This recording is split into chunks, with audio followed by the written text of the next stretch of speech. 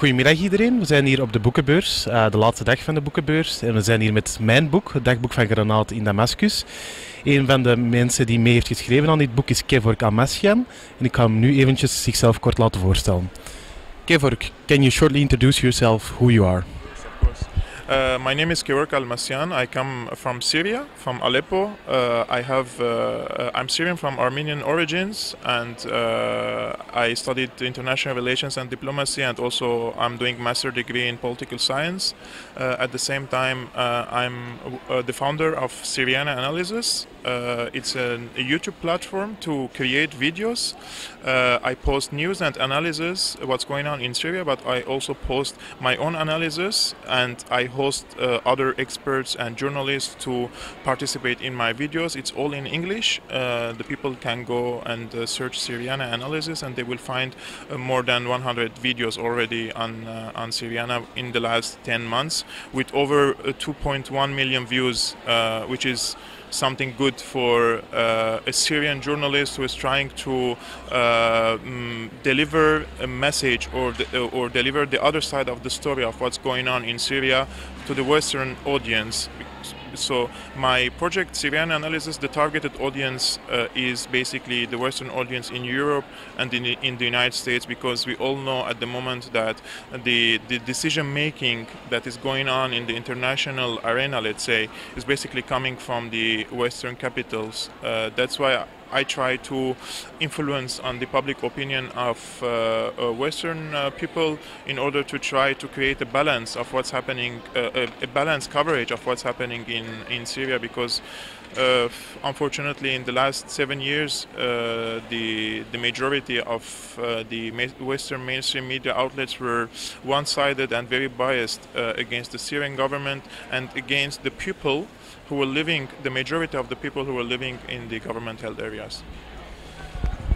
You're originally from Aleppo. How did you see this protest start in Aleppo?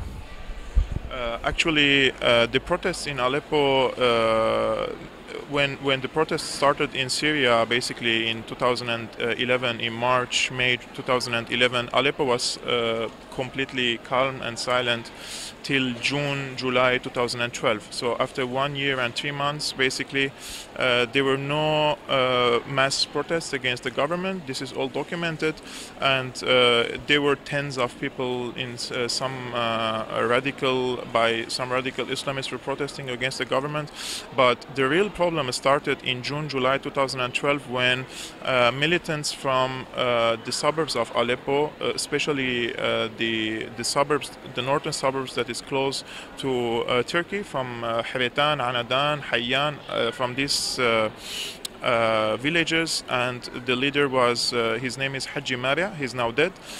They stormed into Aleppo and occupied half the city. Within one night, we woke up in the morning and we found four-wheel vehicles with PKC guns, with machine guns.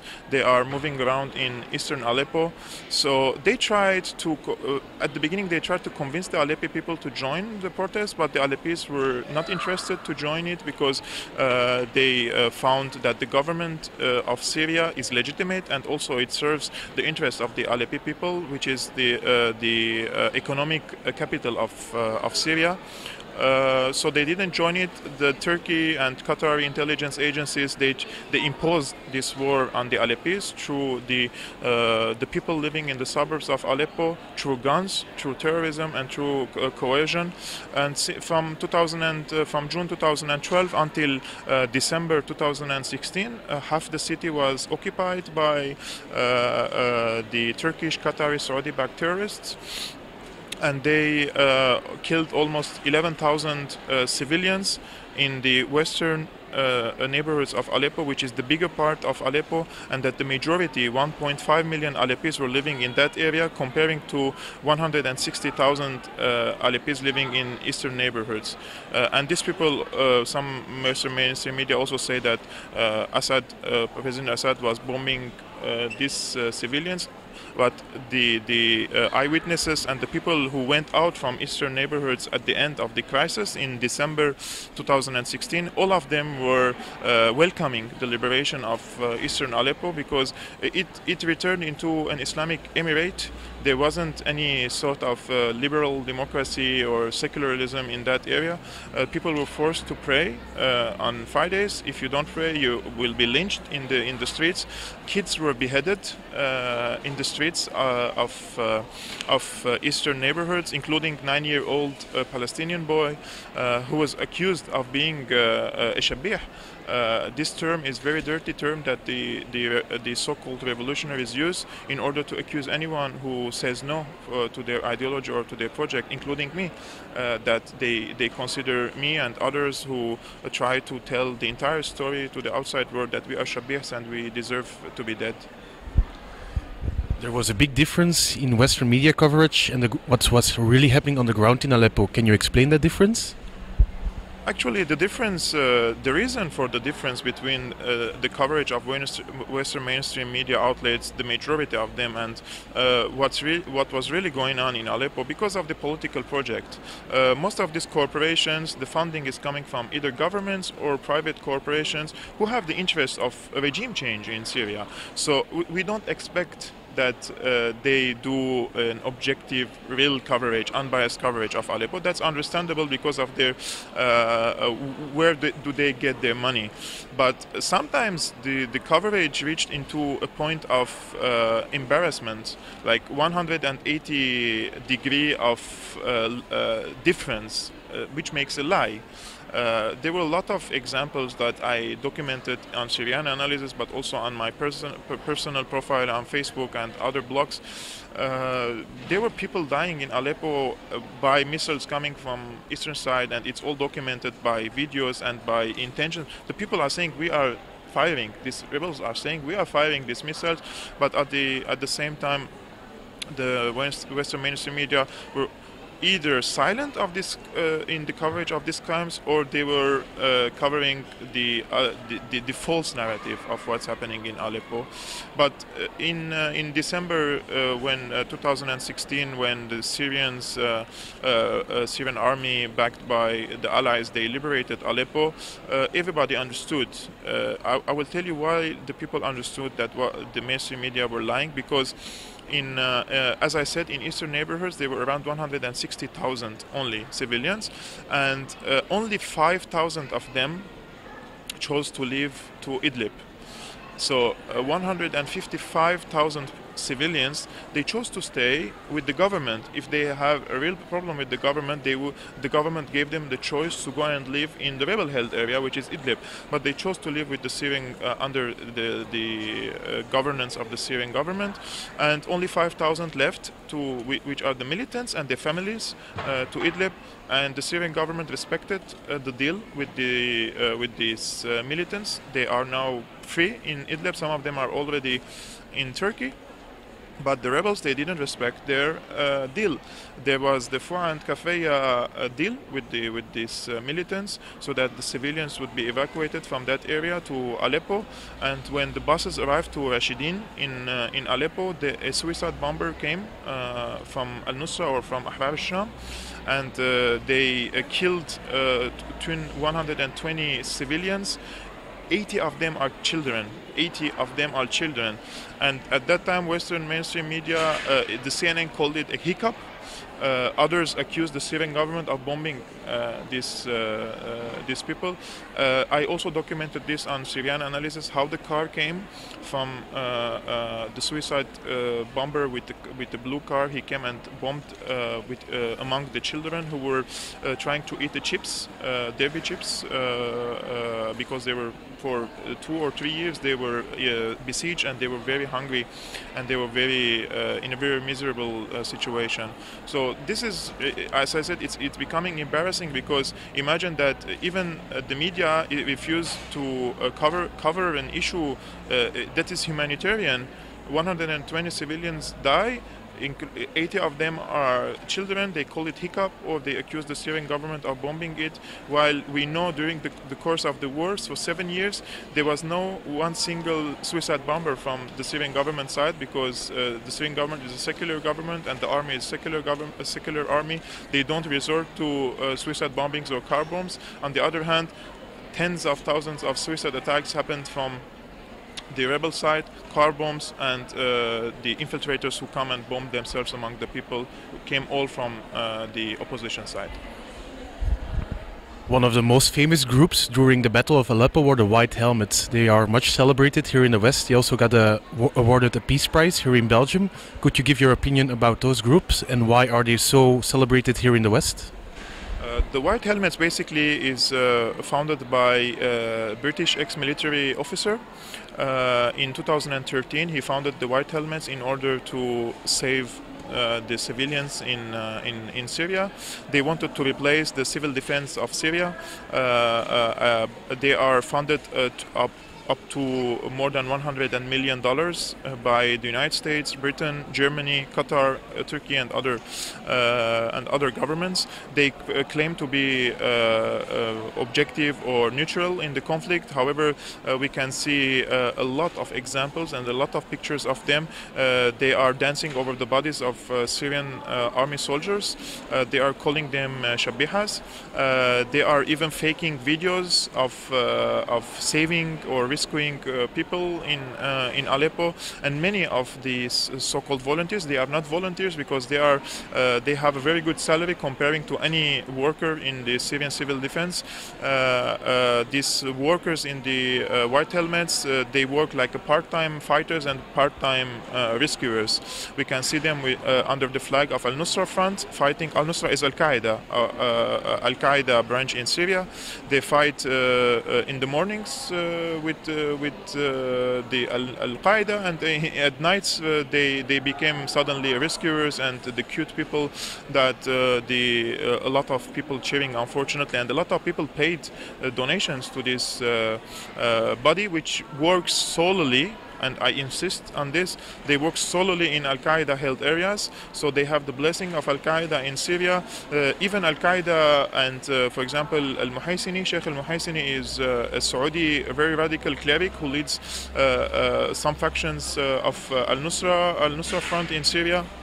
Now he's retired, but he praised this White Helmets the same way the Western liberals praise this Al-Qaeda wing, let's say, which is a way to polish the image of Al-Nusra Front in order to promote it as a moderate rebels. This is why at the same time Al-Nusra Front changed its name to Hayat Tahrir al-Sham.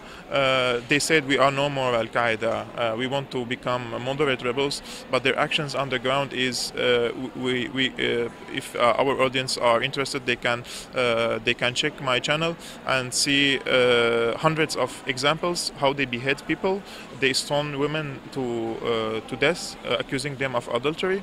They behead kids, as I mentioned. They cut hands, and a lot of barbaric acts in this area. For example, in Idlib, they call it the candle of the revolution in Syria. And in Idlib, if you want to enter into Idlib, which is not allowed for us because we are infidels and they will kill us. It's written democracy is against the rule of God. It's against God. Democracy is equal to kufr. Kufr means that somebody goes against God in Arabic. So they are actually anti-democratic, anti-liberal. They are not only conservative people, they are radical Islamists who want to impose the harshest interpretations of the Sharia laws on the Syrian people. And this is why they are losing the battle in Syria, because the Syrian people, the majority of the Syrian people are moderate people, and they won't accept this radical way of life. Some of them would join, but the vast majority will refuse. That's why more than 70 to 80% of the Syrian people live in government-held areas and not in rebel-held areas. As you said earlier, you're Syrian Armenian. Your family was afflicted by the Ottoman genocide. Do you see comparisons between the Ottoman genocide from 100 years ago and the Syrian civil war right now? Are the Christians afflicted in the same way as they were back then?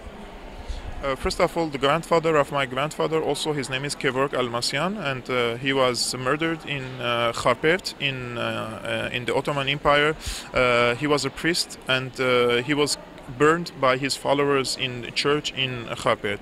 So we all know the story of the Armenian genocide and how the Armenians flew to Syria, and the Syrians, they embraced, they protected them, and provided all kind of security and for the continuation and also for the prosperity of the Armenians in Syria. Armenians in the last 100 years, they lived in a paradise basically in Syria, and they were all loved by the Syrian people because they were productive people. They gave a lot to the Syrian culture and they gave a lot to the Syrian industry.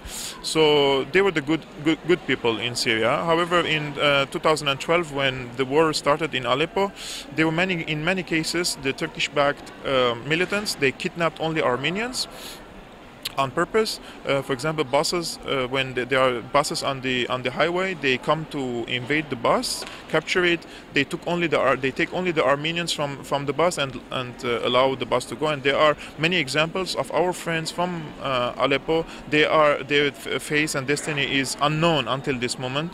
For example, these rebels, they bombed the Armenian genocide monuments in the resort, the place where actually the genocide happened, the slaughtering happened.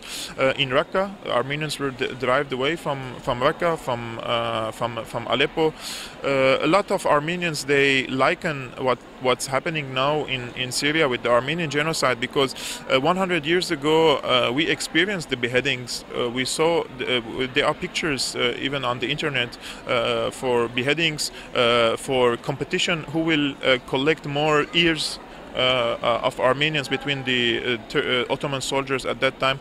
So the same thing happening now, cooking of humans alive, in cooking them in ovens, cutting their heads by moderate rebels. All this documented, not by ISIS. When I say moderate rebels, the fighters that the Western governments claim to be democratic and they want to bring democracy and human rights to Syria. So these people push away a lot of Armenians from Syria. Maybe half the Armenians left Syria, flee for their security. Some of them are now in Lebanon, others in Canada, in Armenia, in Europe, in a lot of places. The Armenians are peaceful people, and they are a small community, and they didn't have the chance to organize themselves in an armed way to protect themselves. Some Armenians, of course, they fight within the ranks of those who are already serving in the Syrian army. There are a lot of fighters in the Syrian army from Armenian background, but there weren't a real Armenian militia to protect the Armenian neighborhoods. And for example, in Aleppo, Al-Midan area, it's the Armenian populated area. The rebels, like, they were bombing in the last 6 years every day, on a daily basis, on Al-Midan, and hundreds of Armenians died in these neighborhoods. Every day there were people dying in this area, and we didn't hear this unfortunately in the Western mainstream media, although they claim to be supporting the Armenians and they claim to champion the Armenian genocide. But there was a genocide happening in Syria, in Kasab. They invaded Kasab, the Armenian village, and they were all the Armenians also away, and nobody spoke about it, and very little coverage on the issue. This is why I call it sometimes embarrassment, because they embarrassed themselves for what they did, and now that's why people like myself created platforms to find an alternative way to deliver these images and the suffering of the Syrian people to the outside world. The majority of the people, how they are being silenced, that you don't have the right to say how brutal is the Syrian opposition and how they massacred the people in Syria. If you say so, you will become an Assad worshipper or paid by Assad. But logically, everybody should know that the other side who has the money and the journalists who work in the anti-Assad camp, they are gaining thousands of dollars per month for their very unprofessional articles and reporting about Syria. On the other hand, those who are with the Syrian government, with the majority of the people, they don't have the financial means to survive this. That's why they resort to YouTube, for example, because it's a free platform to deliver this message. It seems the Syrian war is coming to an end. ISIS is defeated, Assad is still in power. How do you think this war will end? Actually, ISIS occupies only 3% of Syria. In last year, Syrian army and the allies of Syria, they did great achievements in liberating the Syrian desert, Palmyra, Deir ez-Zor, now into Bukamal.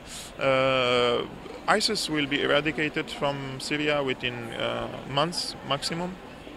In a few months, but there are other challenges such as in Idlib. Idlib is completely occupied by Al-Nusra Front, the Al-Qaeda branch, as I said.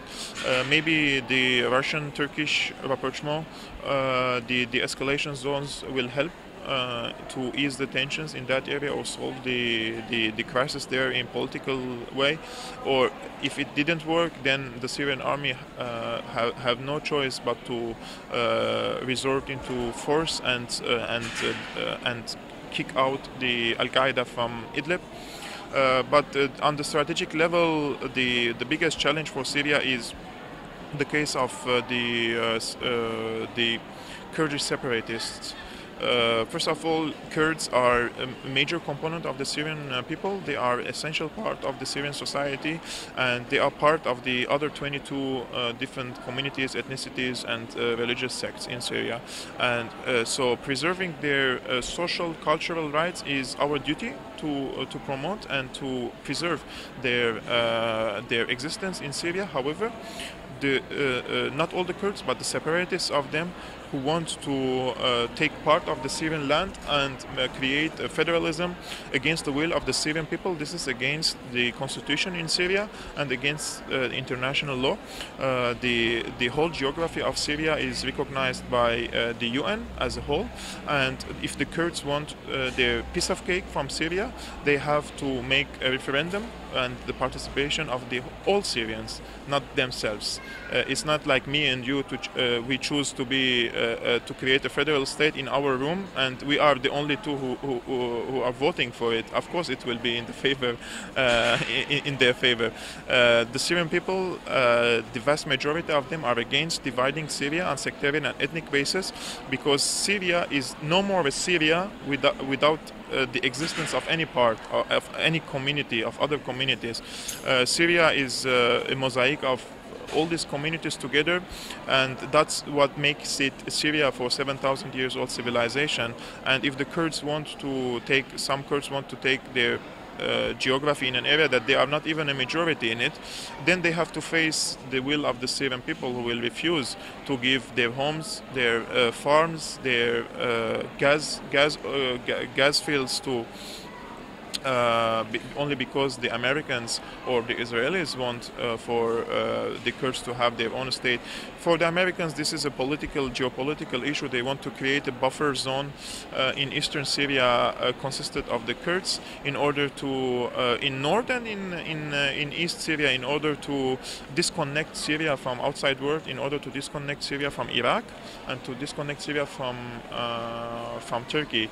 And by doing so, the Americans can destroy the geopolitical importance of Syria. Why all this proxy war is happening in Syria? Because of the position of Syria in the heart of the world, and that Syria connects the region, the Middle East, with Africa, with Turkey, and so to Europe, and also to Central Asia, and to the Mediterranean, of course. So if the Americans created a Kurdish belt in Syria, that means Syria is no more connected to the outside world, and that's how they can defeat the Syrian government. And that's why the pro-government side, they insist that the Kurds should be, like any other component of the Syrian people, essential part of the Syrian society, but they shouldn't have their own territory on our territories. Thank you very much for the interview, Kevork. Do you have a final message to the Belgian audience? Of course, my message for the Belgian people and in general and to the European public in particular is to be more critical when they read or watch the reportage or the reports of coming from Syria. Nowadays, nobody has an excuse to say I'm misled, because they are one click away from the internet and from alternative sources to figure out what's going on in Syria. And if they are not sure what's really going on in Syria, let them not take harsh positions with any side of the neither pro nor against the government. If they are not aware of the nature of the conflict, what's going on really in Syria, let them stay on the neutral side. But if they want to know what's really going on in Syria, there are many sources and many alternative journalists and citizen journalists from Syria speaking in English. They are reporting from Syria, and they want these people to hear their voices, their suffering of what's going on in Syria. So I encourage them to do their double checking, their research, their own research, and not to believe everything is being said to them in the mainstream media, because these outlets are owned by governments and by corporations, and they have a political project in Syria, and their political project in Syria is against our will and against our self-determination and against our democracy in Syria. We want to create our own democracy in Syria and not the Western democracy, because it doesn't suit. We are not Europeans. Our culture is different. We have different values, and we have to create our own example of democracy in Syria and our own political system by the Syrians and not from outside forces. Okay. Thank you very much, Kevork. Dat was het dan, Jan.